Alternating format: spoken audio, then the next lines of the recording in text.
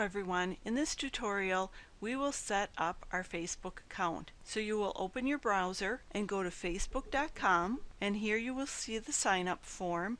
I've already filled in my first name, last name, my email address, I'm using a Gmail account, and my very secure password.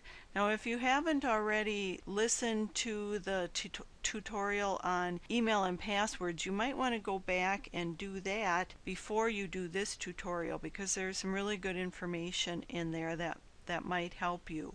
Then I've already chosen my sex and I've filled in a birth date. This isn't my actual birth date. I'm just using this for demonstration purposes. If I was actually filling this out for myself, for my own account, I would use my birth date and I would use my correct birth year. Facebook uses that information mostly for their advertising, so they can target specific groups.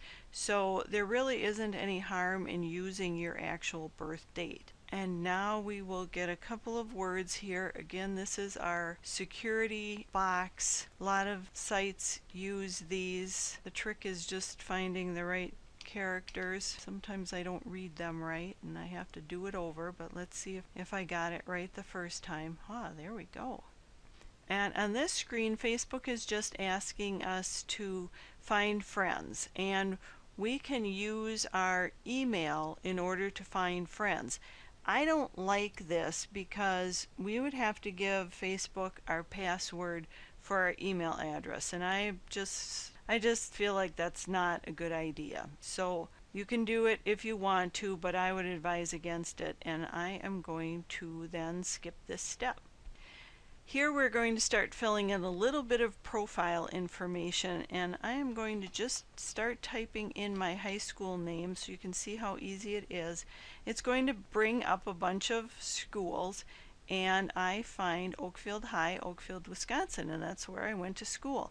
Now you could fill in college and employer if those both pertain to you. If you're a small business owner, of course you want to put in your business name here. And over here for high school, I have the chance to choose the year that I graduated. But I'm not going to do that, and I'll explain why in a couple of minutes. Now I will click Save and Continue, and again they're asking me, do I know any of these people and do I want to become friends with them right away? We can find friends later on, so I am going to just click Save and Continue. Here we need to add our profile photo. Now this is a photo that you will have saved on your computer hard drive. It's best if you're using Facebook for Business if you have a professional photo. If you don't have a professional photo at this time, it's something you can do later on. If you have a photo that is just of yourself, that's your second best photo that you could use, because you will see when you have the thumbnail of your image how small it is. And if you're in a photo with a couple of other people, we're hardly going to even be able to find you in that photo. So I'm going to go here and upload the photo that I have, and you'll see what I'm talking about. So I click Upload a Photo, and now I need to browse for that photo. And you see how there is a size limit here? The photo that you're using should be a low resolution photo. And that just basically means that you didn't take that picture with your 10 megapixel digital camera set at its highest resolution. If you have such a good camera, set it at a lower resolution. You don't need such a good image. Actually, high resolution is just wasted on the web. So a low resolution is what you're looking for, because low resolution also means smaller file size. So I have found the photo here that I have saved on my desktop on my computer, and I will double click that, and now it's uploading from my computer to Facebook's computer or server, and every time that someone views my profile, they will see my photo. And it's being a little bit pokey here, but there it is. And I will click Save and Continue, and then already Facebook is welcoming us. There is more to set up and do in the profile, but we come to this screen, and at this point we know that Facebook has already sent us an email, and we'll go check that out in just a minute. Here again, they're giving you this opportunity to find friends. We're going to skip that. You can also activate your mobile phone.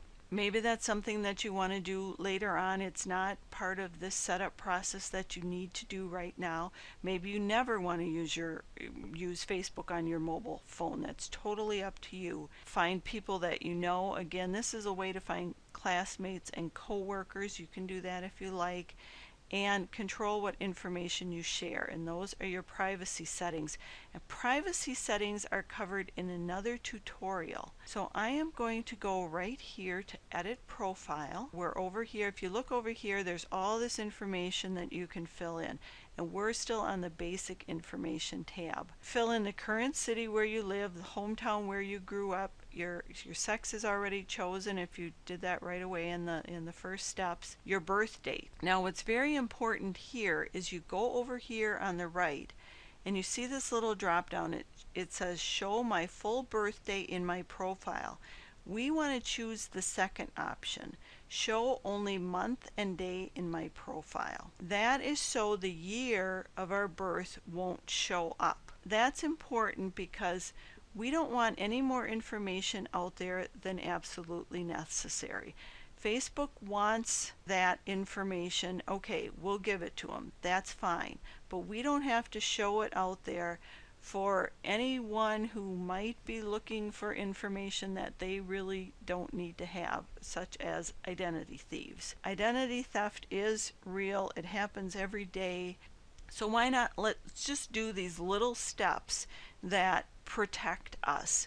That's also why I didn't show the year that I graduated high school, because my thinking is that an identity thief can figure out they can take the year that I graduated high school and they can figure out the year that I was born. It might take a couple of guesses, but they'll figure it out. So I just leave that blank too. If I ever need to use that for some reason, I can always change that. Now down here you'll see the About Me section. In that little area there, you want to put a little bit of information about yourself, maybe about your family, a little bit of personal information. But if you're a small business owner and you want to use Facebook for business and to attract customers, you will also want to put in a little bit of information about your business. Maybe you put your business name in there again. Definitely use some keywords that represent your business. For me, I just mentioned that I do social media coaching and web design. Those keywords then can help someone find me if they search for social media or web design on Facebook. Also, search engines will index pages on Facebook, and that just means indexing just means that search engines can find the things on Facebook. Fill and use as many characters as you can. Facebook will let you know when you've hit your limit. And just remember to use some keywords in there, anything that can help your business. So now that we've changed this over here, we need to click Save Changes down here. Of course, you will have filled in more information there. And then you want to go through all of these tabs over here and fill in as much information as you want to. There are a couple of things that I'm going to go over that you definitely want to do, and one is going back to your profile picture and editing the thumbnail. The thumbnail is what is going to show up every time you post.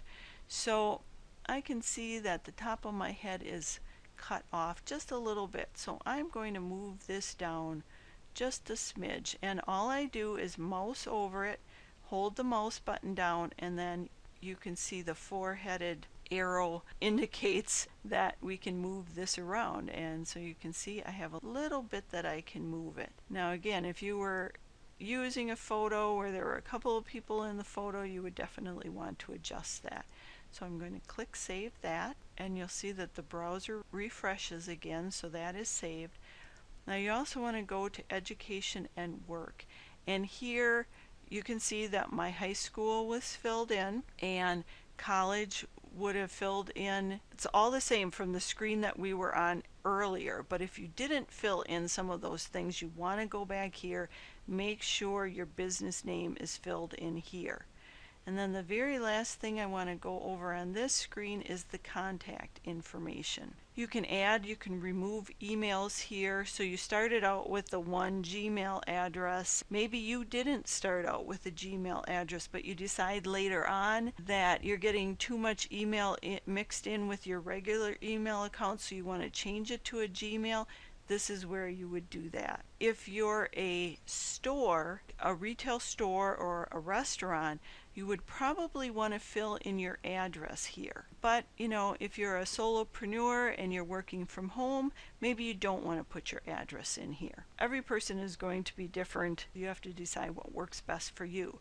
Down here, again, if you're a small business / you definitely want to put in your web address. If you will notice, I added the http://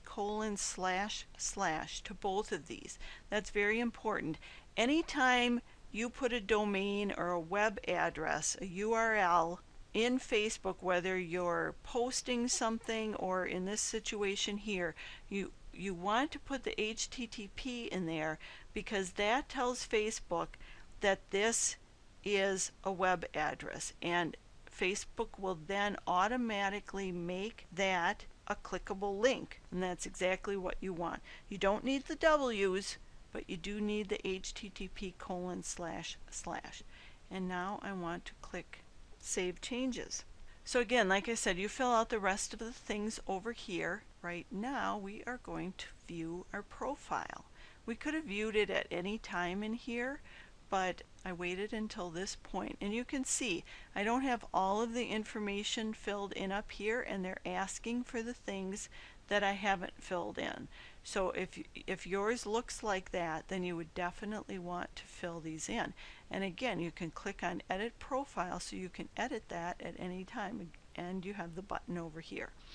So you can always go back and make these changes. And if you notice here, my web addresses are clickable. If I would click on these, a new browser window or a new tab would open, and you would go to my website. So at this point, we are going to check our email. If you click here, it should take you right to your email. If it doesn't, you have to just log into your email, the email address that you used for this Facebook account, and then check it.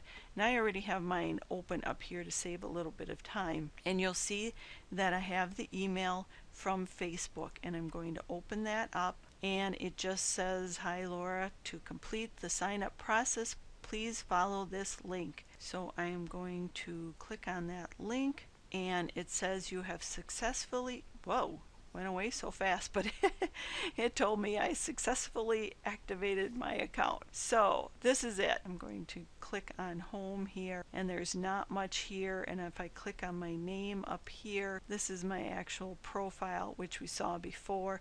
There's not much information there because this is just my profile for this demonstration. If you want to see my actual profile, you would go to facebook.com/Laura G. Wagner, and you can go to that at any time and see how I actually have my profile set up, and that would help you as well setting up your profile. So that's it with the setup process. I hope you will join me for more tutorials from Social Media for Business. Thank you for listening today. Have a great day.